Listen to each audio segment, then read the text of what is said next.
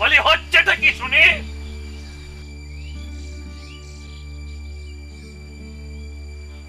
ওরে এটা হেঁদুর্গা, ব্রাহ্মণ জমিদার। বলি সে খেয়াল আছে?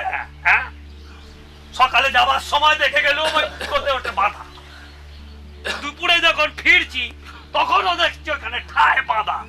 ওরে গোহত্যে হলে কর্তা যে তোকে জ্যান্ত খবর দেবে, এ যে সেবা মুন্না।